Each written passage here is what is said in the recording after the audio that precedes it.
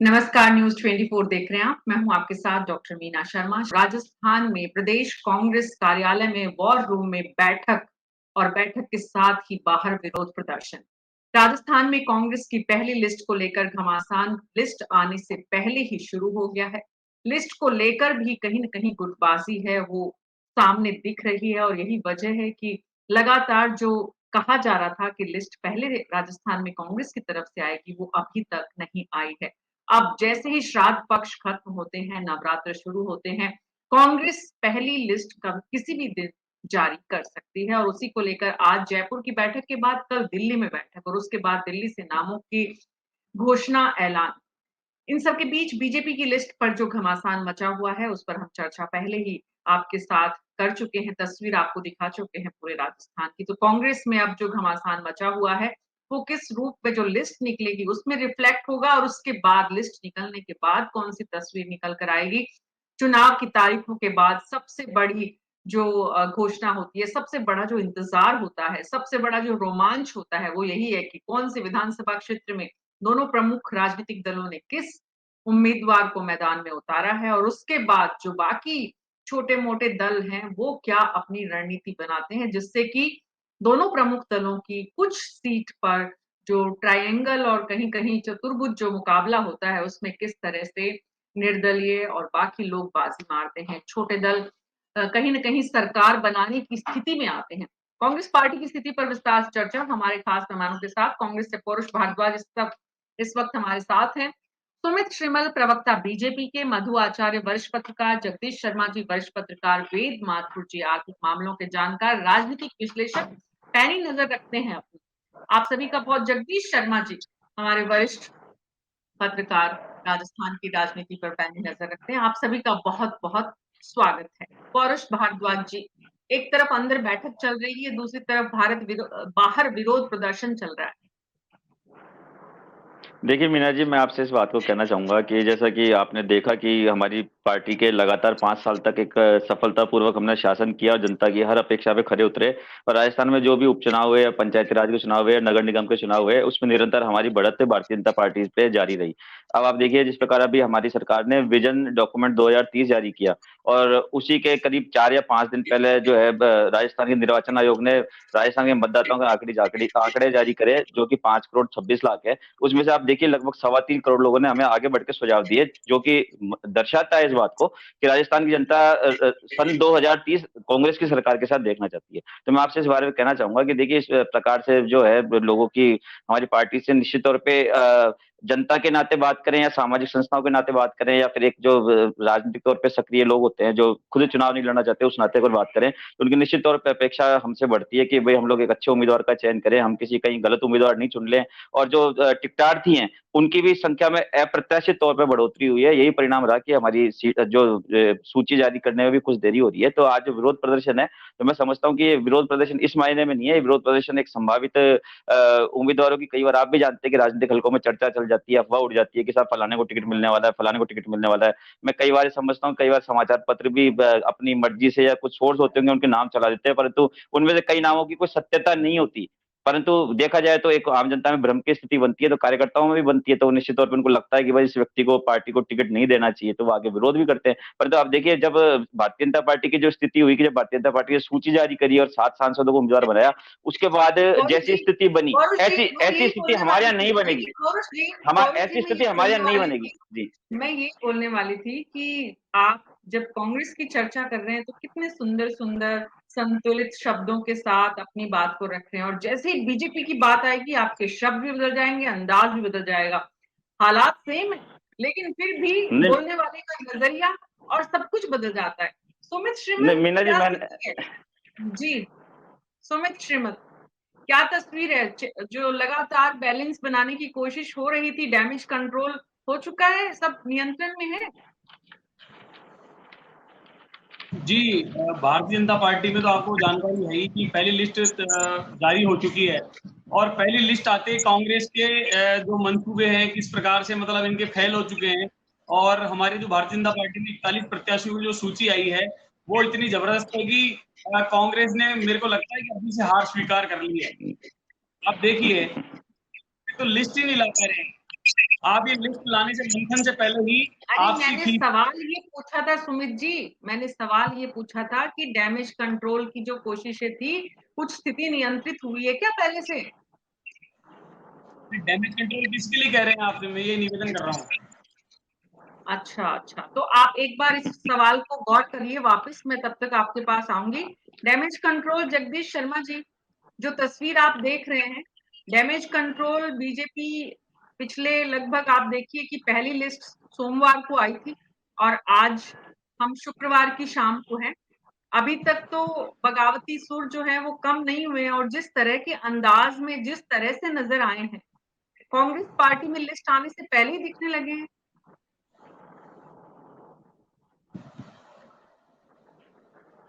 आदरणीय मीना शर्मा जी कह रहा था। मैं आती हूँ सुमित जी आपके पास, वापस आऊंगी जगदीश जी को सुनने के बाद। मीना जी ऐसा है, ये हर 5 साल में एक मैं समझता हूँ पुराने रिकॉर्ड को नए सिरे से चढ़ाया जाता है मशीन के ऊपर सुनने के लिए। भारतीय जनता पार्टी में 4 दिन से उनके दफ्तर के ऊपर खूब हंगामा मचा हुआ है। कार्यकर्ता आ रहे हैं, नेता आ रहे हैं और वो टिकट के लिए ऐसी बातें कर रहे हैं और वो 4 दिन क्या 6 दिन में भी चलेगा, ऐसे ही चलने वाला है। अब वो सिलसिला कांग्रेस पे शुरू होने वाला है। अगर आज कल में इनकी लिस्ट आ गई इनके कैंडिडेट्स की, तो वो सिलसिला वहां शुरू हो जाएगा। तो ये चलता है, ये इलेक्शन जब तक नॉमिनेशन नहीं हो जाएंगे सारे, तब तक ये चलता ही रहेगा। और दोनों पार्टियों को अपने नेताओं की टोली बनानी पड़ती है कि जो विद्रोह कर रहे हैं, जो नारे लगा रहे हैं, जो बाहर प्रदर्शन कर रहे हैं, इनको आप नियंत्रित करिए, इनको रोकिए, जाकर इनसे बात करिए और जैसे तैसे उसको सेटल करिए। तो ये कोई नया फिनोमेना नहीं है। ये तो जितनी अब आप देखिए कि पहले के मुकाबले इन दिनों लोगों की राजनीति करने में एक तो रुचि बहुत बढ़ गई है। जिनका चुनाव लड़ने से कोई लेना देना पहले नहीं होता था, वो भी आजकल मैदान में मार रहे हैं कि। दूसरी बात ये है कि जब हर आदमी महत्वाकांक्षी हो रहा है इस रूप में, तो रोकने वाला कौन है? उस पार्टी की तरफ ज्यादा भीड़ जाती है जिस जिस जिस तरफ जीतने की संभावना उनको ज्यादा नजर आती है। तो ऐसी सूरत में अगर ये भीड़ जुट रही है, तो ये तो उस पार्टी के लिए मतलब शुभ संकेत है मेरे हिसाब से। हालांकि समस्या खड़ी होंगे और जब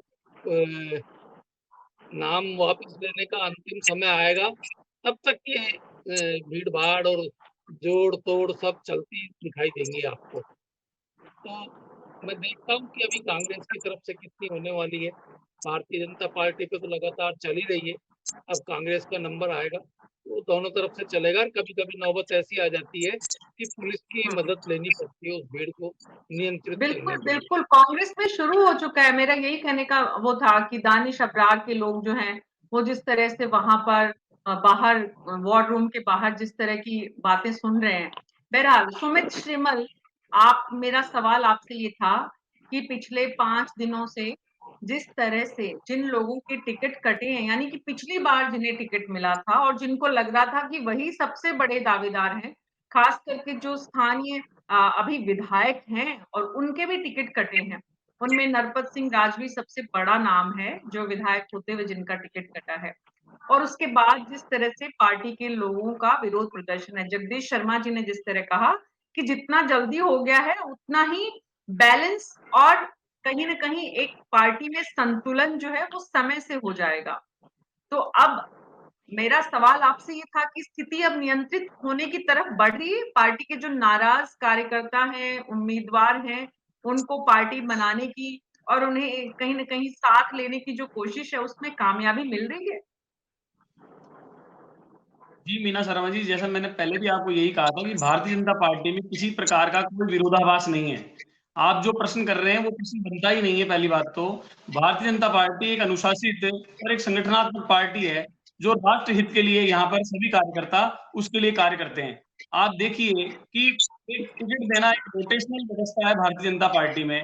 200 विधानसभा हमारे सामने है, 200 विधायक हमारे उसके लिए लड़ेंगे चुनाव। और कार्यकर्ता हजारों की तादाद में है और आपको ये भी मालूम है कि विश्व की सबसे बड़ी पार्टी है हमारी भारतीय जनता पार्टी। तो मैं समझता हूँ कि रोटेशनल व्यवस्था को देखते सभी को समान रूप से अधिकार देते हुए सभी लोगों की एक मानव प्रवृत्ति अपनी सबकी होती है कि एक जिज्ञासा होती है, लक्ष्य होता है, तो जानते हुए राष्ट्र के हित में फैसला है। आपने जैसा बताया किसी प्रकार का कोई विरोधाभास नहीं है भारतीय जनता पार्टी में, और आप जो बोल रहे हैं कि मैं समझता हूँ ये छोटी-मोटी चीजें हैं जो निश्चित रूप से हर बार सामने आती है, लेकिन यहाँ कांग्रेस जैसी स्थिति नहीं है कि जो लिस्ट नहीं ला पा रही, और जब पूर्व में भी जैसे इनकी लिस्ट जारी हुई थी, तो कपड़े फाड़ने जैसी स्थिति हुई थी। ऐसा नहीं है, मैं फिर दोबारा कहूंगा भारतीय जनता पार्टी एक अनुशासित और संगठनात्मक पार्टी है, ऐसा कुछ भी नहीं। और कांग्रेस की स्थिति तो बिल्कुल यहाँ वरिष्ठ पत्रकार बैठे हैं, इन सबको जानकारी है ही कि जो लिस्ट आई नहीं उससे पहले ही स्थिति कैसी हो रही है, वॉर रूम से बाहर बातें आ रही है, मीटिंगें चल रही है, लेकिन अभी इनके मंसूबे बिल्कुल खत्म से दानिश हो चुके हैं, अबरार क्योंकि और भारतीय अमीन जनता कागजी पार्टी ने जो लिस्ट दानिश अबरार और अमीन कागजी के खिलाफ दानिश अबरार और अमीन कागजी के खिलाफ विरोध 45 प्रदर्शन लोगों की नारे वॉर रूम के तो ये बाहर अभी पहले से ही वो नजर आ रहे हैं। जी सुमित जी, हमने आपकी बात को समझा कि कांग्रेस पार्टी में हालात खराब है, आपके यहाँ हालात बहुत अच्छे हैं, बीजेपी में सब कुछ सही है, एक अनुशासनात्मक पार्टी है। तो ये जो जितना कुछ चल रहा है अलवर, अजमेर, जयपुर, राजस्थान के दूसरे हिस्सों में, वो सब जो है वो पार्टी देख लेगी, कोई चिंता की बात नहीं है, पार्टी कॉन्फिडेंस में है। वेद माथुर जी, यहाँ पे कांग्रेस पार्टी में जब पर्यवेक्षक आए थे कांग्रेस के दिल्ली से जयपुर, तब भी विरोध प्रदर्शन हुआ, जिनको टिकट चाहिए वो भी अपना शक्ति प्रदर्शन करते नजर आए थे। हालांकि जैसा जगदीश शर्मा जी कह रहे हैं वो स्वाभाविक है, वो हर कार्यकर्ता अपने अपने हिसाब से अपनी दावेदारी को रखता है और जिसकी खिलाफत करनी है उसकी खिलाफत भी करता है। लेकिन लिस्ट को लेकर जिस तरह की खबरें आ रही है वेद माथुर जी, मीना शर्मा कि जी कहीं आपकी ना आवाज कहीं नहीं आ यहाँ रही। पर गुटबाजी जो है वो यहाँ पर भी परेशानी खड़ी कर सकती है कांग्रेस के लिए। जिस तरह की खबरें आ रही है, लिस्ट में खींचतान है, किसके लोगों को कितना अकोमोडेट किया जाए। वेद माथुर जी, देखिए, सबसे पहले तो मीना जी मैं आपके प्रश्न का जवाब देने से पहले काउंटर क्वेश्चन करना चाहता हूँ सारे पैनलिस्ट से और आपसे कि जो लोग टिकट लेने आए हैं ये सेवा करने आए हैं या मेवा खाने आए हैं। मीना जी आपकी आवाज नहीं आ रही, किसी की भी आवाज नहीं आ रही, मेरे यहाँ नेटवर्क भी ठीक है फिर भी। आप तो वेट करिए, थोड़ा पेशेंस रखिए। वेद माथुर जी बोलिए आप। हाँ, तो मेरा सवाल ये है कि ये जो टिकट लेने के लिए आपाधापी कर रहे हैं लोग, ये सेवा करने आए हैं या मेवा खाने आए हैं। यदि आप में से कोई भी किसी एक आम अनपढ़ आदमी के सामने भी कहेगा कि ये सेवा करने आए हैं तो वो हंसेगा, आम आदमी हंसेगा इस बात पे यदि कोई ये दावा करेगा नेता कि हम सेवा करने आए। एक बात और महत्वपूर्ण है मीना जी कि 20-25 सालों में जो विधायकों को लीगल और एक्स्ट्रा लीगल पावर मिलती है, जैसे उनका वेतन भत्ते भी कई गुना बढ़ गए, मुझे लगता है कि लगभग 2 लाख रुपए एक एमएलए को मिलता है, शानदार मकान मिलता है, और स्थायी रूप से भी यदि वो मकान लेना चाहें, फ्लैट लेना चाहें, तो मुझे लगता है 1 करोड़ की संपत्ति उनको 30-35 लाख रुपए में अभी इस सरकार ने 30-30 लाख में विधायकों को फ्लैट दिए हैं। तो दुनिया भर की सुविधाएं हैं। तो इस मेवा को खाने के लिए चाहे बीजेपी हो चाहे कांग्रेस हो, इसमें मारकाट मचना स्वाभाविक है। मैं कुछ साल पहले की 2 दशक पहले की आपको बात बताता हूँ कि उस समय क्या सिस्टम होता था दोनों पार्टियों में कि लोग अप्लाई कर देते थे, एप्लीकेशन भेज देते टिकट के लिए और इंतजार करते थे, और जिस व्यक्ति को टिकट मिलता था बाकी के लोग उसके समर्थन में प्रचार में जुड़ जाते थे। इसके कोई इक्के दुक्के अपवाद होते थे, लेकिन मास लेवल पे ऐसा नहीं होता था। अब इसमें मजेदार बात यह है कि मुझे कल परसों कोई पूछ रहा था कि साहब ये इलेक्शन में जो असंतोष दिख रहा है टिकट बंटने से, इसका परिणाम पे क्या प्रभाव पड़ेगा। तो ये बड़ा रोचक जवाब है मेरा, और सिंपल जवाब है कि बीजेपी के अंदर जो असंतुष्ट है वो सैबोटेज करेंगे, और ऐसे ही कांग्रेस के लोग सैबोटेज करके और बीजेपी को वोट देंगे, तो कुल मिला के स्थिति लगभग लगभग बराबर हो जाएगी।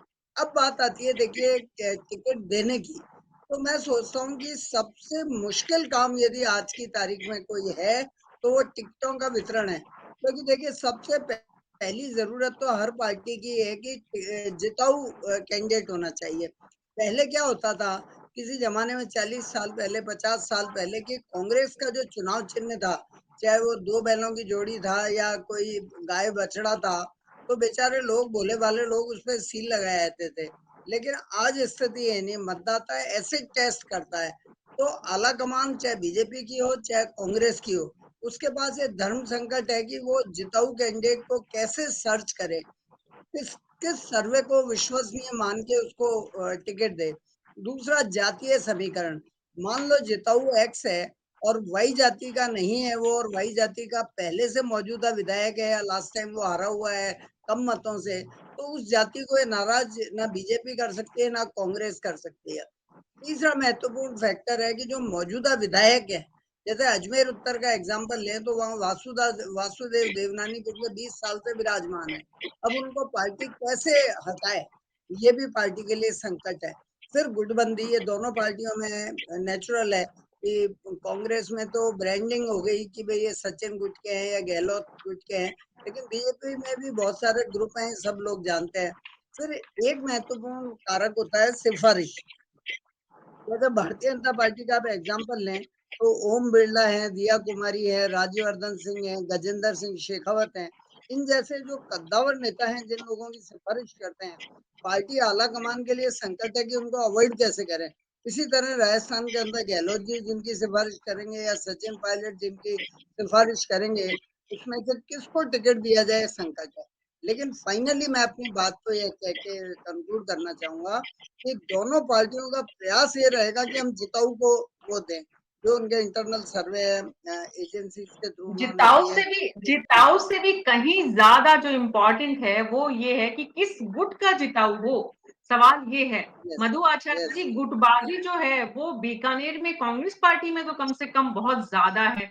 जिस तरह से मुख्यमंत्री के ओएसडी वहां पहुंचे मौजूदा विधायक और मंत्री के खिलाफ कहीं न कहीं एक माहौल बनाने के लिए, और वहां पर पिछली बार भी बीडी कल्ला का टिकट कटा हुआ है।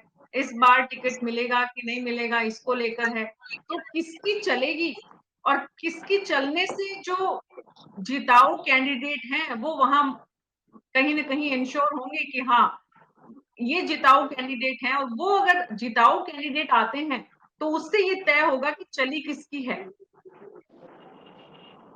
देखिए मीना जी, बीकानेर में दरअसल ऐसा नहीं है कि भाजपा में कोई गुटबाजी नहीं है। भाजपा में थोड़े अरसे तक पहले गुटबाजी नहीं थी, ओपन गुटबाजी की बात कर रहा हूं मैं। अब तो ओपन गुटबाजी है, क्योंकि एक तरफ तो अर्जुन राम जी मेघवाल है कानून मंत्री, दूसरी तरफ देवी सिंह भाटी हैं, जो 5 साल पहले केवल इस बिना पर ही तो पार्टी से इस्तीफा देकर गए थे कि अर्जुन राम मेघवाल को सांसद का टिकट नहीं दिया जाए। और मैंने पिछली बार भी आपको छाछ लेने आई वाली उक्ति भी उनकी सुनाई थी। तो गुटबाजी भाजपा में भी ज्यादा है। कांग्रेस की गुटबाजी उतनी प्रभावी शहरी क्षेत्र में तो है, लेकिन ग्रामीण क्षेत्र में उतनी प्रभावी नहीं है। जैसे भंवर सिंह भाटी कोलायत से चुनाव लड़ते हैं तो वहां कोई दूसरा दावेदार नहीं है। ठीक इसी तरह से जिस तरह से बीडी कल्ला का वर्चस्व 5 साल में अशोक गहलोत के इस शासन में बना, यहां भी उनको कोई चुनौती नहीं है। पिछली बार जरूर उनका टिकट कटा, और मेरे ख्याल से भाई साहब बैठे हैं जगदीश जी, CWC के निर्णय को भी पलट दिया गया और बीडी कल्ला को वापस टिकट दे दिया गया। ऐसा बहुत कम हुआ करता है कांग्रेस में। लेकिन कांग्रेस में जैसा अभी चर्चा में बात आ रही थी कि बीजेपी भी सबोटेज करेगी, कांग्रेस के लोग भी सबोटेज करेंगे, ये करते आए हैं। क्योंकि कांग्रेस बहुल सीटें लूणकरणसर और श्री डूंगरगढ़, ये 2 सीटें ऐसी सीटें हैं जहां कांग्रेस की बहुलता है, कांग्रेस वोटर्स हैं, जाट कम्युनिटी है, लेकिन उसके बावजूद भी 2 चुनाव से गुटबाजी के कारण इन दोनों सीटों पे कांग्रेस की हार हो रही है। वो गुटबाजी अब भी नहीं मिटी है, क्योंकि अब भी टिकट को लेकर पहले झगड़ा हो रहा है। हमारे यहाँ एक तीसरा गुट और है, जो जिक्र कर रहे थे सचिन पायलट जी का और अशोक गहलोत जी का। ये 2 गुट तो हैं ही, उनके लोग हैं, लेकिन तीसरा गुट चूंकि अब अस्वस्थ है रामेश्वर डूडी, तो एक उनका गुट हुआ करता था, लेकिन उसका स्थान अब ले लिया हरीश चौधरी जी ने, क्योंकि चौधरी जी हमारे यहाँ के प्रभारी हैं बीकानेर के, और वो भी जाट कम्युनिटी से हैं। उनके और रामेश्वर डूडी के संबंध बहुत अच्छे हैं। तो जैसा मेरी सूचनाओं के मुताबिक के नोखा सीट एक ऐसी सीट थी जिसमें इस बार रामेश्वर डूडी के खिलाफ 3 लोगों ने टिकट मांगा, लेकिन जैसा सुनने में आता है कि उनकी पत्नी को टिकट दिया जा रहा है, ऐसी सिफारिश हरीश चौधरी जी ने की है। लेकिन कांग्रेस जितनी ज्यादा गुटबाजी से ग्रसित है, उतना दबा हुआ भाजपा में भी गुटबाजी का स्तर कम नहीं है। मैं रोज जिक्र करता हूं कि यहाँ वसुंधरा राजे का एक बहुत बड़ा तबका है, उनका एक गुट बहुत बड़ा गुट है। जैसे नरपत सिंह की राजनी की टिकट कटी, तो नरपत सिंह राजनी मूल रूप से बीकानेर पूर्व क्षेत्र के निवासी हैं, यही उनका निवास स्थान है। उनके सुपुत्र अभिमन्यु जो यहाँ से पहले भी टिकट की मांग करते रहे हैं, और आज एक नया डेवलपमेंट जैसा सुनने में आया कि एक समय में निर्दलीय चुनाव लड़ने वाले विश्वजीत सिंह हरासर को धर्मेंद्र सिंह राठौड़ ने मुख्यमंत्री से मिलवाया है। एक नया डेवलपमेंट है कांग्रेस के लिए। उसके बाद दूसरी बात, कन्हैयालाल झंवर क्योंकि नौका चले गए पूर्व को छोड़कर, तो यहाँ कांग्रेस के लिए बड़ी प्रॉब्लम है कि 3 चुनाव पहले ये सीट बनी थी, लेकिन तब से कांग्रेस लगातार यहाँ भारी वोटों से हार रही है। 3 बार अलग अलग कैंडिडेट दे दिए उसने। मान लीजिए एक बार माइनॉरिटी दिया उसने, एक बार वैश्य दिया उसने, एक बार माली जाति से दिया उसने, लेकिन नहीं जीत पाए। उसका भी कारण कांग्रेस की अंदरूनी गुटबाजी है। बीकानेर की 7 सीट में माइनॉरिटी, एक 3-4 सीटों पर तो वो फैक्टर है बहुत बड़ा, जैसे कलाजी के क्षेत्र में फैक्टर है, खाजूवाला में फैक्टर है, और काफी हद तक उसका वोट बैंक पूर्व में भी है। लेकिन अकलियत को न तो इस बार कोई पद मिला, अकलियत को न कोई टिकट मिल रहा है, तो उनके भीतर भी एक रोष है। तो दूसरी तरफ वसुंधरा राजे के गुट से माना जाता है कि सिद्धि कुमारी वसुंधरा राजे के साथ है, एमएलए बिहारी बिश्नोई उनके साथ है, खाजूवाला में विश्वनाथ मेघवाल उनके साथ हैं। तो ये 3 विधानसभा क्षेत्र ऐसे हैं, अगर यहाँ टिकट के साथ छेड़छाड़ होती है भाजपा की तरफ से, तो यहाँ भी विद्रोह और संतोष गहराएगा। हो सकता है कि वो बाहर ना आए, लेकिन वोटों में उसका प्रभाव आवश्यक रूप से बढ़ेगा। बीकानेर जिले की 7 सीटें पूरी की पूरी तरह से भाजपा और कांग्रेस के लिए गुटबाजी से ग्रसित हैं। एक भी सीट मुझे ऐसी नहीं दिखती जहां कोई असंतोष नहीं होगा। जी हर्ष भारद्वाज जी, सुना आपने? जी देखिए मीना जी, मैं इस संदर्भ में ये चीज कहना चाहूंगा कि जैसा इन्होंने कहा कि ये ना कांग्रेस में जो कथित गुटबाजी का जिक्र किया, तो मैं आपको अपने पिछले नेताओं, अब हमारे नेताओं के पिछले बयानों की तरफ आपका ध्यान आकर्षित करना चाहूंगा कि सचिन पायलट जी का कुछ दिन पहले बयान आया कि भाई ये ना कांग्रेस में कोई गुट नहीं है, सिर्फ एक कांग्रेस का गुट है और हम सब मिलजुल कर लड़ेंगे। और मुख्यमंत्री जी का बयान आया कि भाई ये ना जो जिताऊ चेहरा है वही हमारी प्राथमिकता होगी। देखिए निश्चित तौर पे हम लोग भले ही ना राजनीतिक दल हैं, परंतु हमारे को इस बात को भी ध्यान रखना है कि हमारे लिए अगले साल लोकसभा की भी एक बहुत बड़ी चुनौती है।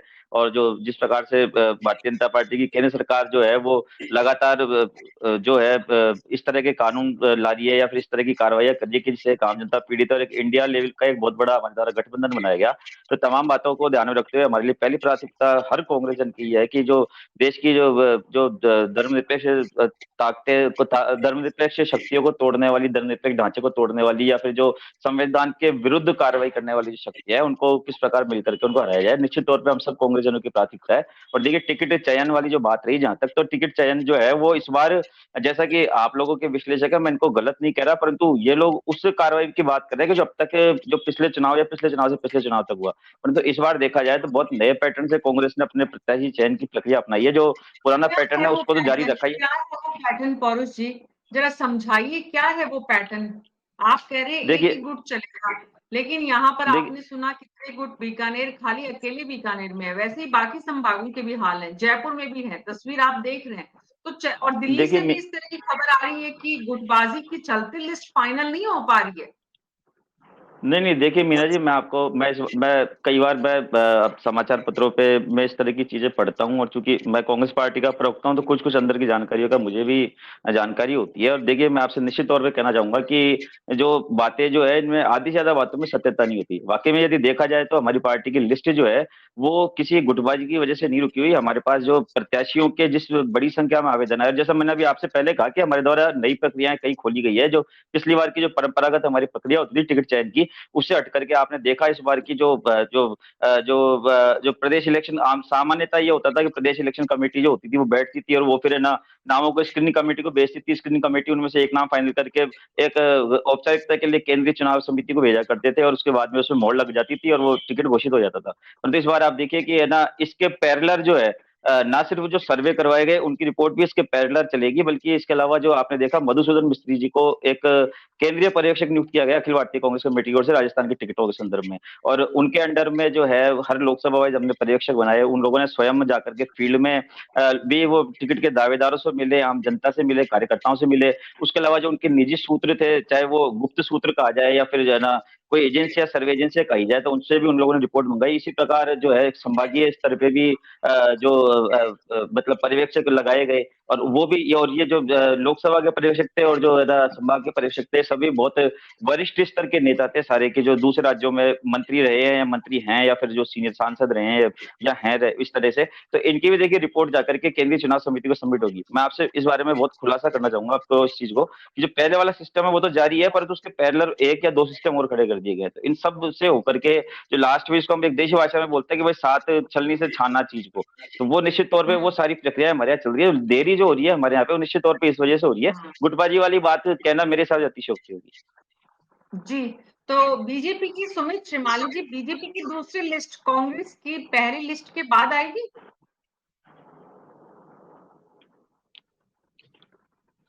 सुमित श्रीमल जी, सुमित जी सुन नहीं पा रहे हैं। सुमित जी कुछ तकनीकी परेशानियों से जूझ रहे हैं।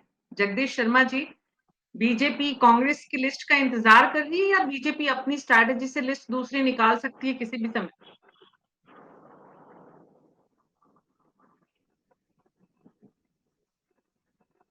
जो चीजें छन छन कर बाहर आई हैं पॉलिटिकल पार्टी के दफ्तरों से, किसी कोई जो अखबारों के रिपोर्टर हैं उनसे चीजें छनती हैं, बाहर आती हैं।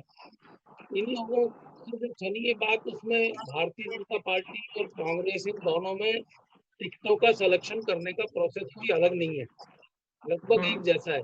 सर्वे करवाना, दिल्ली से कोई आदमी आ गया वो अपने सर्वे करवाएगा, फिर बाहर से लोगों से इनवाइट करते हैं कि भाई किस किस को लड़ना है, अपने अपने एप्लीकेशन हमें दीजिए। ये सारा प्रोसेस चलता है उसके बाद, लेकिन चीजें तय होती है दिल्ली में ही।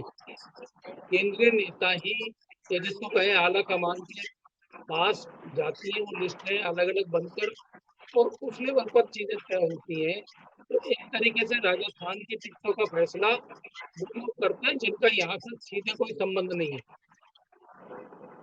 ये जो भीड़ आप बता रहे हैं ना, ये भीड़ आने का एक कारण ये भी है कि वो लोग फैसला करते हैं।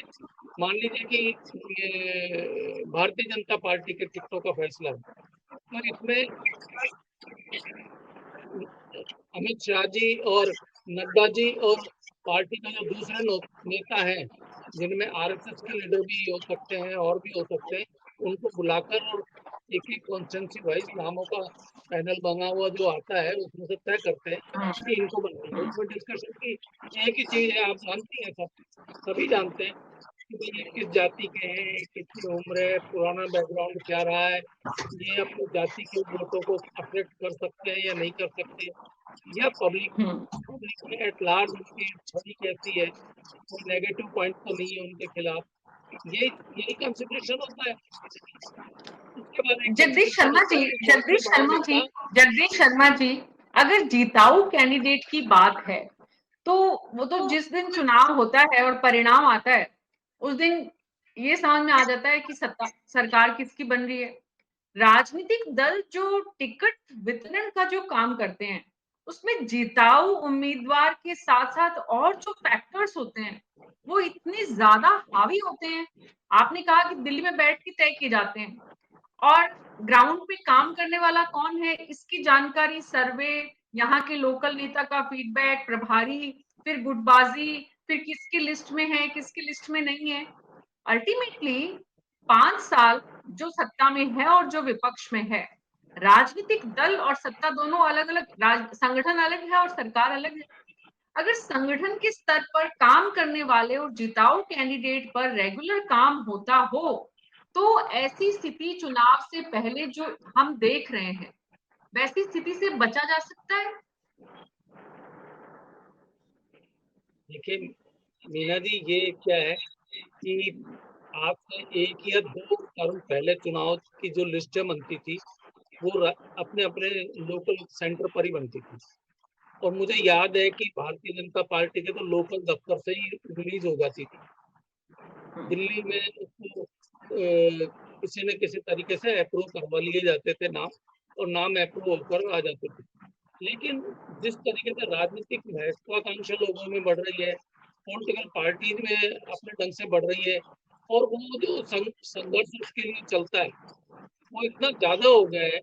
आप सोचिए कि पौरुष भारद्वाज जी अभी बता रहे थे कि बहुत ही बढ़िया आदमी है, इनके यहाँ पर जो पर्यवेक्षक बनकर आए मिस्त्री जी, अब उन्होंने अपना सर्वे अलग करवाया है, पार्टी ने अपना सर्वे करवाया है, सरकार ने अपना सर्वे करवाया है, एआईसीसी का सर्वे अलग हुआ है। आप बताइए कि घोर पैसे की बर्बादी के अलावा क्या है? कोई ऐसे पता चलता है कि सर्वे से कि ये जीत जाएगा? एक कॉन्स्टिट्यूंसी कम से कम भी नहीं तो 3 से 4 लाख कैंडिडेट की वोटर्स की होती है, कहीं 3 है, कहीं 1.5 है, कहीं 4 है। तो उस 4 लाख लोगों में से सर्वे करने वाले कैसे ये चिन्हित करते हैं कि साहब रामलाल जी तो बढ़िया है, श्यामलाल जी ठीक नहीं है? इसमें ह्यूमन एरर तो एक अलग चीज है, लेकिन पहले तो यही तय करना बड़ा मुश्किल का काम है। लेकिन हो रहे हैं, सर्वे हो रहे हैं, एक का हो रहा है, दूसरे का हो रहा है, तीसरे का हो रहा है, और घोर कंफ्यूजन में पार्टी पड़ी रहती है इस चक्कर में जी क्योंकि वो सर्वे वाले अपने ढंग से नाम देते हैं, दूसरे सर्वे वाले दूसरे ढंग से नाम देते हैं।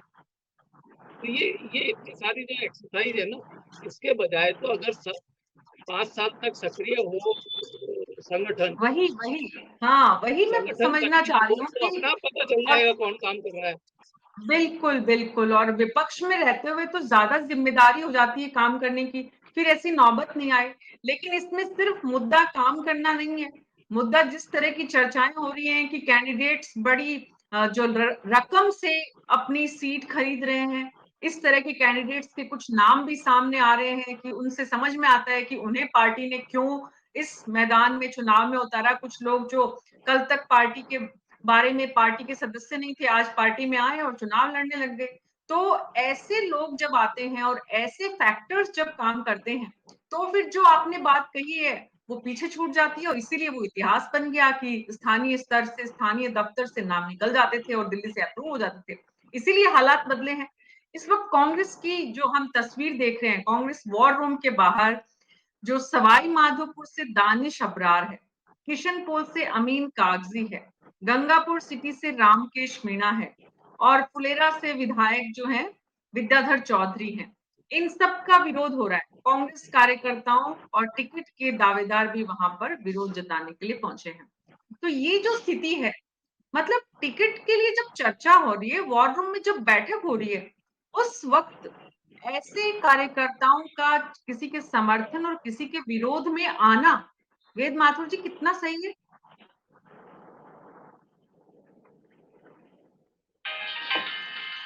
ऑडियो ऑन करिए वेद माथुर जी, अपना ऑडियो ऑन करिए। आपकी बात में एक राइडर मैं लगाना चाहूंगा कि पहले चुनाव के अंदर कार्यकर्ता की महत्वपूर्ण भूमिका होती थी, लेकिन उस जमाने में कार्यकर्ता क्या करता था कि पूरे जो उसके गली मोहल्ले के लोग होते थे उनकी समस्याओं को सुनता था, उनका समाधान करवाता था, उनके बिजली पानी के बिल ले जाके जमा करवाता था। अब ये स्थिति नहीं है। इसलिए पहली बात मैं क्लियर करना चाहता हूँ, और ये मैं बड़ी महत्वपूर्ण बात कह रहा हूँ कि जो हमारे राजनीतिक दल ये सोचते हैं कि कार्यकर्ता पे निर्भर करेगा चुनाव परिणाम, जो नहीं है। जो मतदाता का फैसला होता है किसको वोट करना है, वो उसका अपना परसेप्शन होता है और ये परसेप्शन हर तरह से बनता है। उसको अखबारों से फीडबैक मिलता है, उसको टेलीविजन चैनल से मिलता है, उसको लोगों के मुंह से सुनी हुई बात, अपने खुद के अनुभव की हुई बात, और अबोव ऑल उसको सामने दिखता है कि मेरी सड़क पे क्या हो रहा है, मेरी स्कूलों में क्या हो रहा है, मेरे अस्पताल में क्या हो रहा है। तो मतदाता खुद फैसला करता है। तो ये बहुत बड़ा परिवर्तन भारतीय राजनीति में आया है कि कार्यकर्ता के बजाय मतदाता का अपना परसेप्शन है, उस पे इस तरह का निर्णय होगा। दूसरी बात ये है कि जैसा मैंने आपको पहले भी कहा है कि बहुत बड़े संकट का विषय है कि किसे टिकट दें। अब जैसे भाजपा की पहली सूची आई है तो उसमें असंतोष की बात हुई है, लेकिन एक्स की जगह वाई को दोगे आप तो एक्स ऐतराज करेगा, एक्स को दोगे तो वाई आपत्ति करेगा कि भैया ये मेवा खाने का मौका मुझे मिलना चाहिए। तो ये सब तो चलेगा ही चलेगा, दोनों पार्टियों में चलेगा, कांग्रेस में भी चलेगा, वहां भी। लेकिन एक दो अंतर मैं दोनों पार्टियों में बताना चाहूंगा कि देखिए कांग्रेस के अंदर जो गुट है वो आइडेंटिफाइड है, ये सचिन ग्रुप है और ये गहलोत ग्रुप है। और बीजेपी के अंदर वो ग्रुप उतने आइडेंटिफाइड नहीं है, पहली चीज। दूसरी चीज, जहां तक वसुंधरा गुट की बात है, मुझे लगता है कि वसुंधरा जी लंबे समय तक पावर में रही तो नेचुरल है कि उनके साथ बहुत सारे विधायक मंत्री बनने के लालच में चिपके रहे और उनको प्रसाद भी मिलता रहा। लेकिन आज आला कमान है, यदि कोई ये कहता है कि ये मान के वो टिकट काट रही है, ये वसुंधरा के नजदीक है, तो ये गलत है। बहुत सारे उम्मीदवार ऐसे हैं जिनकी छवि खराब है। अब मैं नाम लूंगा तो ठीक नहीं लगेगा। पार्टी को पता है कि ये 4 बार से विधायक है, इनके अगेंस्ट एंटी इनकम्बेंसी है, करप्ट रहे हैं, बच्चा बच्चा जानता है, तो उनके टिकट बदले जाएंगे चाहे वो वसुंधरा ग्रुप के हो। पहली बात। दूसरी बात, देखिए जहां तक भारतीय जनता पार्टी का सवाल है, ये भारतीय जनता पार्टी अटल बिहारी वाजपेयी जी की भारतीय जनता पार्टी नहीं है, ये मोदी और शाह की अटल पार्टी है। इसमें जो भी व्यक्ति सेबोटेज करेगा वो निश्चित रूप से दंडित होगा। अब वो बात अलग है कि मैं बड़ी अजीब सी बात कह रहा हूँ कि वो दंड पार्टी के अंदर मिलता है, ईडी सीबीआई के द्वारा मिलता है, लेकिन कोई भी व्यक्ति जो सेबोटेज करेगा वो दंडित होगा। एक बात और सुनने में आई है कि बहुत सारे लोग ऐसे हैं जो तथाकथित रूप से वसुंधरा राजे सिंधिया जी के नजदीक रहे हैं। जब उनको टिकट नहीं मिला इस पहली लिस्ट में तो वसुंधरा जी के सामने जाके उन्होंने विलाप किया कि हमें टिकट नहीं मिला। तो वसुंधरा जी ने उनको स्पष्ट कहा कि देखिए समय काल और स्थिति है, मेरा समय था तो मैंने सत्ता में थी मैं, तो मैंने आपको पूरा लाभ दिया है, लेकिन आज हमारा यदि समय खराब है तो हम सबको जो भी कुछ मिल रहा है वो स्वीकार करना चाहिए, नंबर एक। नंबर दो, फिर भी आपको लगता है कि और कोई रास्ता आपके लिए ओपन है तो आप स्वतंत्र है, आप उस रास्ते पे जाइए। लेकिन जो कांग्रेस के समर्थक ये आशा पाल के बैठे हैं कि इस असंतोष का लाभ उनको मिलेगा भाजपा के, तो मैं बार बार एक बात कहता हूँ कि भाजपा का वोटर है वो लॉयल वोटर है, वो काम के आधार पे कम और हिंदुत्ववाद पे ज्यादा वोट देता है। और पर्टिकुलरली कुछ पूरी की पूरी जातियां अटैच हैं, जैसे आपकी बनिए हैं, ब्राह्मण है, राजपूत है, वो कमोबेश भाजपा को ही वोट देंगे चाहे उनका उम्मीदवार कोई भी हो, चाहे वो व्यक्तिगत रूप से उम्मीदवार से नाराज है फिर भी उसको वोट देंगे। कांग्रेस में ये स्थिति नहीं है।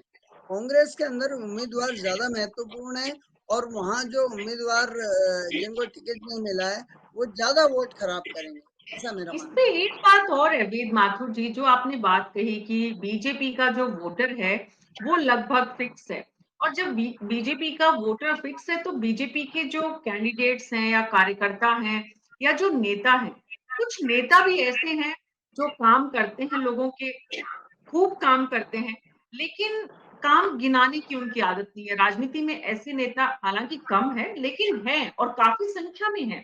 तो जब वो लोग काम करते हैं खूब और अपना पूरा जीवन उन्होंने बीजेपी को समर्पित किया, अब जब बीजेपी और उन्होंने अपना धन बल जन कोच भी उस तरह से तैयार नहीं किया, उनको लगा कि हम पार्टी के कार्यकर्ता है, पार्टी के साथ है।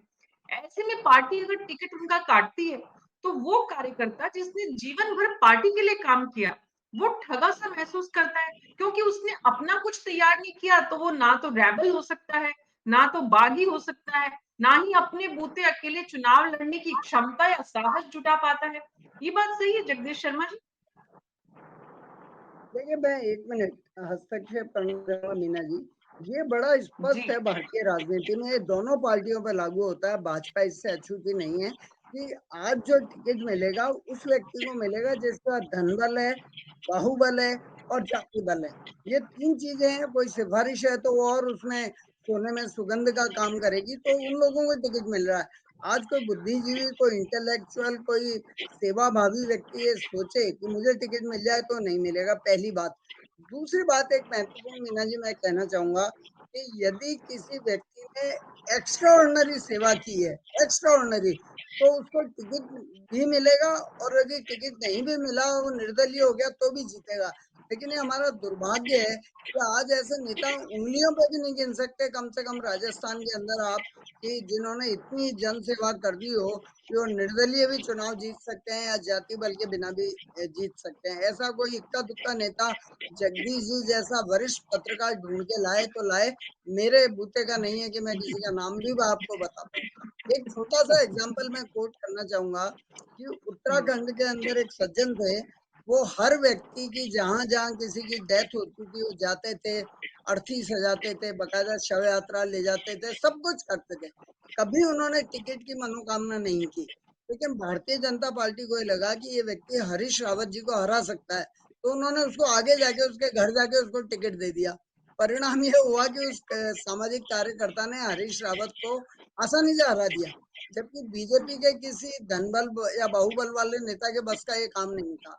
तो इस तरह के सामाजिक कार्यकर्ता जिनको आप रेफर कर रही हैं कि वो पार्टी के लिए काम करते हैं, ये है वो है, लेकिन जनता की सेवा करने वाला नहीं है, एक बात। दूसरी बात कि देखिए, जो नेता हैं वो तो प्रसाद मिलने की या मेवा मिलने की आकांक्षा लेकर ही काम कर रहे हैं। उनके साथ जो सक्रिय कार्यकर्ता हैं वो भी ये देखते हैं कि हमारे इस नेता को यदि प्रसाद मिलेगा तो थोड़ा प्रसाद हमें भी मिलेगा।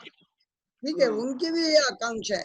जो निस्वार्थ भाव से सेवा कर रहे हैं उनके लिए टिकट महत्वपूर्ण नहीं होता, वो मांगने भी नहीं जाते टिकट। बिल्कुल। सुमित श्रीमल जी, आप हमें सुन पा रहे हैं? आपका नेटवर्क का कुछ इश्यू था।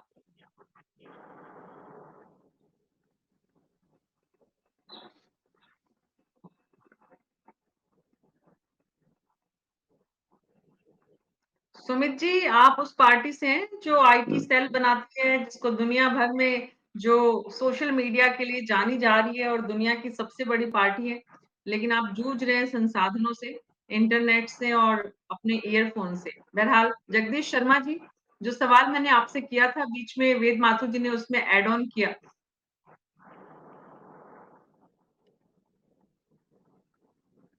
देखिए, वेद जी बिल्कुल ठीक बात कर रहे हैं कि आज जो है समाज से चुनकर या ये देख कर कि कौन जाना चाहिए सदन में जो उनको रिप्रेजेंट करे एक जगह से दूसरी जगह से। जैसे मैं उदाहरण देता हूँ कि राज्यसभा के लिए चुनाव आजकल कैसे हो रहा है।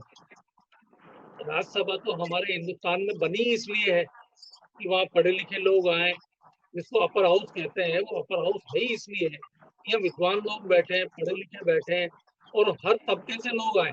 साइंटिस्ट भी वहाँ पहुंचे, आर्टिस्ट भी वहाँ पहुंचे, और इस तरीके से अपॉइंटमेंट भी होते हैं। आपने देखा होगा कि कुछ सीटें रिजर्व है, जो 5-7 सीटें ऐसी हैं जिन यहाँ पर की ये फिल्म इंडस्ट्री के लोगों को लाने लग गए।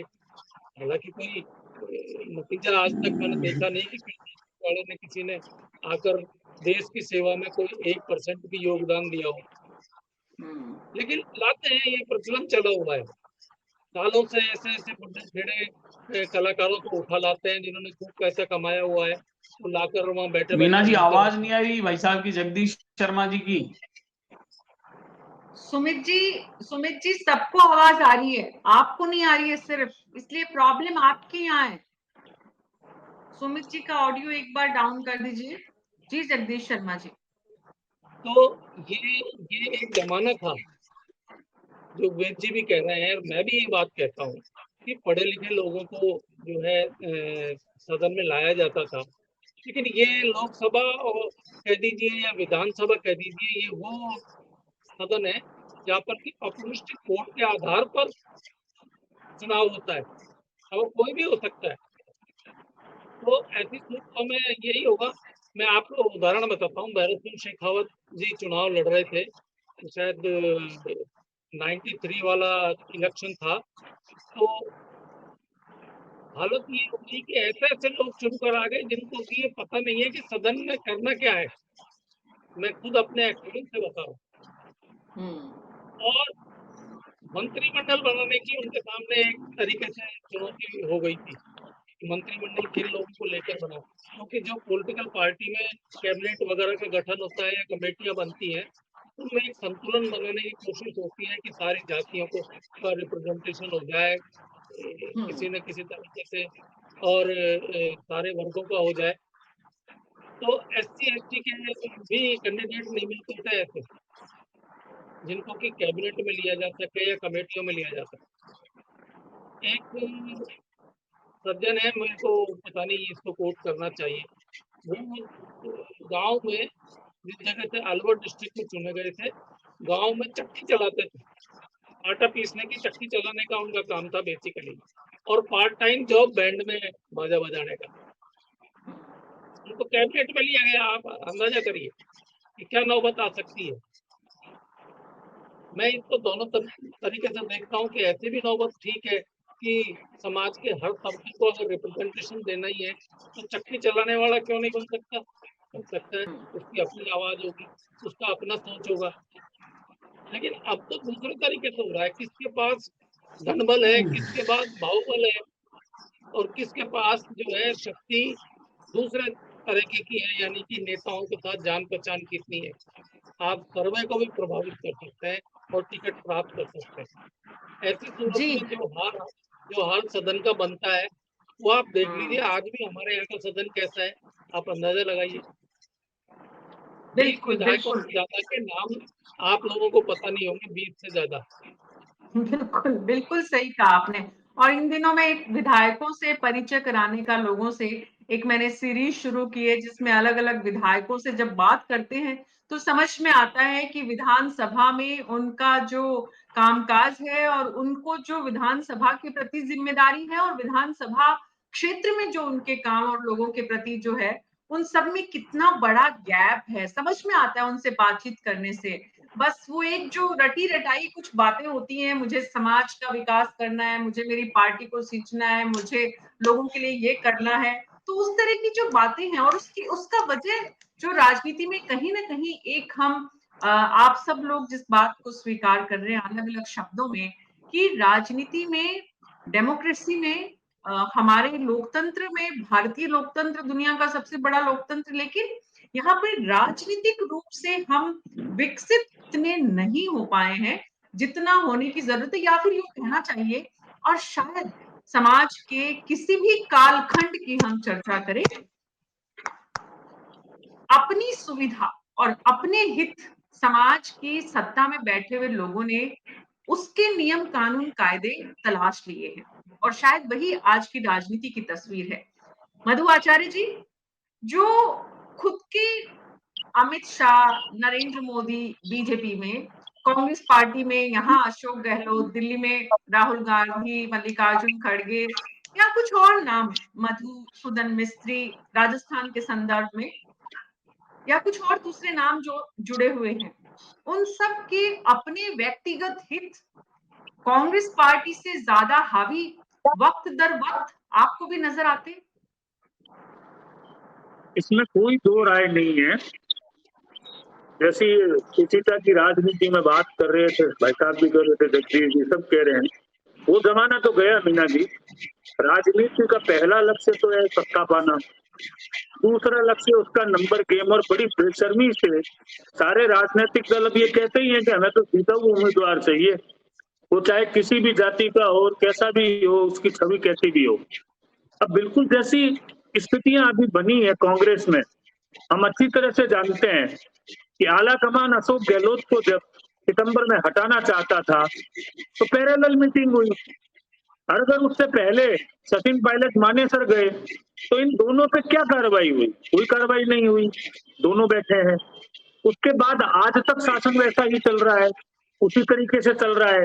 लेकिन अगर कोई ये कह दे कि हमने 5 सर्वे करवाए, एक मधुसूदन मिस्त्री से ग्राउंड रिपोर्ट करवाई, एक अपने प्रभारियों से हमने रिपोर्ट ली, एक सीएम गहलोत ने अपने स्तर पर सर्वे करवाया, एक सुनील ने सर्वे किया जिसने कर्नाटक में किया था, और 5 सर्वे के बाद अगर इतनी माथापच्ची करनी पड़ रही है एक एक टिकट के लिए, तो जाहिर है कि उसके पीछे कारण वही तो है कि अशोक जी चाहेंगे कि नंबर गेम मेरे पास आए, सचिन चाहेंगे नंबर गेम मेरे पास आए, आलाकमान चाहेगा कि हमारा दखल बढ़े। तो ये सारी सूची में देरी, जैसे कांग्रेस के प्रवक्ता जी बैठे हैं, भाजपा के तो नहीं दिख रहे हैं, ये 5-5 सर्वे करवा चुके और 5 सर्वे में कोई नतीजा नहीं है। नतीजा इसलिए नहीं है क्योंकि हर कोई नेता अपने व्यक्ति को प्रोटेक्ट कर रहा है। एक समय था जब कुछ समय पहले आपने भी अगर देखा हो तो सीएम के सर्वे में पहले 60 एमएलए जिनमें से कुछ मंत्री थे उनके खिलाफ एंटी इनकम्बेंसी की रिपोर्ट थी, ये भी सार्वजनिक हुई। उसके बाद में जब कर्नाटक के रणनीतिकार सुनील ने किया तो उन्होंने 40 ऐसे लोग छांटे जिसमें मंत्री और विधायक शामिल थे जिनके खिलाफ एंटी इनकम्बेंसी थी। अब जैसा सिनेरियो दिख रहा है उसे लगता है कि पता नहीं वो एंटी इनकम्बेंसी कौन से सर्वे में गायब हो गई। तो नेचुरल है, मैं आपकी बात से पूरी तरह सहमत हूं कि टिकट में देरी का कारण अपने अपने गुट के लोगों के लिए पैरवी और उनको टिकट दिलवाने की जिद है। यही दोनों पार्टियों में मुख्य है अभी, इसीलिए टिकट में देरी हो रही है। नहीं तो पहले का जमाना था 2-2 ढाई-ढाई महीने पहले टिकट घोषित हो जाया करते थे, कोई प्रॉब्लम ही नहीं आती थी। लेकिन कांग्रेस की स्थिति ज्यादा बुरी इसलिए है कि यहाँ सीधे सीधे टकराहट है, सचिन और उसमें तो है ही, लेकिन आला कमान के अहम को भी कहीं न कहीं राजस्थान से चोट पहुंची है। जो चोट आज के अध्यक्ष मल्लिकार्जुन खड़गे तो पर्यवेक्षक थे जिनको बैरंग लौटना पड़ा था। तो इसलिए टिकट में 5 सर्वे है और 5 सर्वे के बाद भी नाम तय नहीं है। कहीं न कहीं तो मेल खाता होगा कोई एक नाम। इसलिए मुझे ऐसा लगता है कि सब अपने अपने व्यक्तियों को टिकट दिलाने की होड़ में उनकी पैरवी के अलग अलग, कहीं जातीय समीकरण के तर्क, कहीं धन के तर्क, कहीं बाहुबल के तर्क दिए जा रहे हैं, इसीलिए एक नाम तय नहीं हो पा रहा। मीना जी एक बात और मैं ऐड करना चाहूंगा, मीना जी एक बात मैं ऐड करना चाहूंगा कि कांग्रेस की एक दुविधा यह भी है कि बहुत सारे ऐसे विधायक और मंत्री हैं जिनके खिलाफ एंटी इनकम्बेंसी और आलाकमान नहीं चाहेगी कि उनको टिकट मिले, लेकिन वो अपनी अपनी जाति के और अपने अपने क्षेत्र में कुछ हद तक क्षत्रप हैं, तो वो भले ही खुद ना जीते लेकिन जो कांग्रेस का अधिकृत उम्मीदवार होगा उसको इशारे भी कर देंगे तो हार जाएगा। तो 10-20% वोट भी वो इधर से उधर स्विंग कर देंगे। 10% तो बहुत ज्यादा होते हैं, 5% भी स्विंग उनके कहने से हो गया, उनकी जाति के लोग या उनके प्रभाव के लोगों का जिनको उन्होंने लाभ पहुंचाया मंत्री रहते हुए, तो वो पार्टी का उम्मीदवार हार जाएगा। तो ये विधायक जो मौजूदा हैं ये भी एक बहुत बड़ी समस्या कांग्रेस के सामने है, क्योंकि बीजेपी पावर में नहीं थी इसलिए उसको ये समस्या उतनी बड़ी नहीं। बिल्कुल बिल्कुल समझ में आती है। पौरुष भारद्वाज जी, बस आखिरी सवाल, टू द पॉइंट, लिस्ट कब तक जारी हो सकती है? कोई सूचना जो आपके पास, थोड़ी बहुत सूचनाएं आती हैं उनमें से? मीना जी देखिए, मैं आपसे इस बात को कहना चाहूंगा, आज पीसी हुई है, कल स्क्रीनिंग होगी और निश्चित तौर पे पहले या दूसरे या ज्यादा से ज्यादा तीसरे नवरात्रे में पहली सूची आने की पूरी उम्मीद है, मैं कहना चाहूंगा। और सही समय पे और सही प्रत्याशी जो है वो हमारे द्वारा दिए जाएंगे, जिनसे न सिर्फ जिनको जनता एक बहुत अच्छे बहुमत से जिताएगी और बल्कि आने वाली जो हमारी सरकार बनने जा रही है उसमें जनता की तरफ से वो एक अच्छी भागीदारी निभाएंगे। मैं आपसे बात करना चाहूंगा। जी सुमित जी, सुन पा रहे हैं आप? जी अभी आवाज आ रही है, पता नहीं नेटवर्क से प्रॉब्लम हो गई बहुत ज्यादा। बढ़िया, मेरी आवाज आ रही है? मैंने कहा नहीं तो बीजेपी वाले आपको, हाँ मैं आपको सुन पा रही हूँ सुमित जी। बीजेपी वाले, जो बीजेपी देश और दुनिया की सबसे बड़ी पार्टी, सोशल मीडिया पे जिसका बहुत जबरदस्त प्रभाव, नियंत्रण और ट्रोल्स की एक बड़ी सेना, और बोलेंगे आप ईयरफोन से जूझ रहे हैं, आप कैमरा से जूझ रहे हैं, तो अच्छी बात नहीं होगी। आप अच्छे आने वाले दिनों के युवा प्रवक्ता बनने जा रहे हैं, तो ये बताइए आपकी दूसरी लिस्ट कब आ रही है? हमारी लिस्ट जल्दी जारी होने वाली है। जैसा कि मैंने बताया कि अभी पहली लिस्ट हमारी सबसे पहले जारी हो गई कांग्रेस से पहले, और दूसरी लिस्ट संभावित निश्चित रूप से हमारी अपने नवरात्रे में जारी हो जाएगी। और जैसा कि अपनी पूर्व में बात रह गई थी, उन्होंने बताया था कि इनके अंदर जो ये गुटबाजी की बात चल रही थी, गुटबाजी तो अभी सामने नहीं आई। गुटबाजी के अलावा तनाव देखिए आप, जो अंदरूनी तनाव जो इनका था वो आज भी सामने नहीं आया। मैं समझता हूँ पिछले 5 वर्षों की जनता के सामने था। जैसा कि पौरुष भारद्वाज जी ने कहा कि भाई कोई गुटबाजी नहीं है, लेकिन आपके गुटबाजी तो टिकट सबके बंटवारे सामने के पिछले बाद 5 कैलाश वर्षों से चौधरी चल जी की रही है। अध्यक्षता में और 11 जैसा वरिष्ठ सदस्यीय कमेटी पत्रकार जी बनाई ने थी। कहा, ध्यान है क्या आपको सुमित जी? जैसा ध्यान है पौरुष क्या? आप भारद्वाज कह जी रहे ने हैं हमारे कहा, गुटबाजी नहीं हुई, आपको ध्यान है क्या? कैलाश चौधरी जी की अध्यक्षता में गुटबाजी थामने के लिए कमेटी बनाई, पता है आपको? पौरुष जी, पहली बार तो बेचारे सुमित जी को बोलने का मौका मिला है, वो भी आप बोलने नहीं दे रहे हैं। बोलिए सुमित जी। आप मेरी सुनिए मीना जी, मैं ये कह रहा हूँ जो ये गुटबाजी के लिए बोल रहे थे, तो गुटबाजी तो 4.5 वर्ष 5 वर्षों से दिख ही रही है सबको। दूसरी बात मैं कहना चाहूंगा, हमारे वरिष्ठ पत्रकार जी ने कहा कि आला कमान, भारतीय जनता पार्टी के आला कमान और कांग्रेस के आला कमान में बहुत फर्क है। हमारे आला कमान तो हमारे राष्ट्रीय अध्यक्ष जी, प्रदेश अध्यक्ष जी होते हैं, संगठन सर्वोपरि होता है, इनका आला कमान तो एक परिवार है। इनके आला कमान तो राष्ट्रीय अध्यक्ष की, प्रदेश अध्यक्ष के अलावा आप देखेंगे गांधी परिवार वाला मामला हमेशा बनता है। तो आला कमान ये किसको कहेंगे? पहले तो मेरा एक प्रश्न इनसे ये निवेदन था कि आला कमान इनके, जी और जैसा बहुत बहुत शुक्रिया, बहुत बताया बहुत कि शुक्रिया सुमित जी। अभी भी आपका ये इंटरनेट जो भी गुटबाजी चल नहीं रही हुआ है। है, बहुत बहुत शुक्रिया इस टिकटों चर्चा को में ले शामिल होने के लिए, और आप सबका भी बहुत बहुत करके, शुक्रिया तो जो राजस्थान में पिछले और देश 4.5 में वर्षों जो में जो राजनीति की देश तस्वीर हिंदू निकल कर सनातन सामने आ रही है, और उससे जिस तरह के कैंडिडेट्स का सिलेक्शन हो रहा है, कैंडिडेट्स के सिलेक्शन में जिस तरह के क्राइटेरियाज राजनीतिक दलों की तरफ से तय किए जा रहे हैं, बीजेपी और कांग्रेस दोनों में ही जिस तरह की मशक्कत देखने को मिल रही है, जिस तरह से मारकाट मची हुई है, जिस तरह से बगावती सुर पहली बीजेपी की लिस्ट के बाद दिख रहे हैं, कांग्रेस की लिस्ट जारी होने से पहले ही वॉर रूम के आगे इस वक्त नारे, धरने, प्रदर्शन जो चल रहे हैं, अलग अलग जो कैंडिडेट्स को टिकट नहीं देने के लिए, किसी को टिकट देने के लिए, वो तस्वीर बताती है कि दोनों दलों में एक परेशानी जो है वो इस वक्त दावेदारों के जिताऊ कैंडिडेट्स के नाम पर बनी हुई है, और उस परेशानी का हल निकालने के लिए ही इस वक्त मुख्यमंत्री अशोक गहलोत, प्रदेश के अध्यक्ष गोविंद सिंह डोटासरा, प्रदेशाध्यक्ष सीपी जोशी और तमाम वो लोग जो अलग अलग कमेटीज के जो सदस्य हैं और आज की कोर कमेटी के सब हिस्सा है, सचिन पायलट सहित सभी लोग बैठक में नामों को लेकर चिंतन कर रहे हैं। कल दिल्ली में बैठक होगी। कांग्रेस की पहली लिस्ट नवरात्रा के पहले दूसरे दिन की तरफ कांग्रेस के प्रवक्ता की तरफ से दावा किया जा रहा है निकलेगी, इंतजार सबको है। बीजेपी की दूसरी लिस्ट भी जल्दी ही आने वाली है। तो राजस्थान में चुनावी माहौल सचने लगा है। कल शाम 6 बजे फिर मिलेंगे, तब तक के लिए नमस्कार।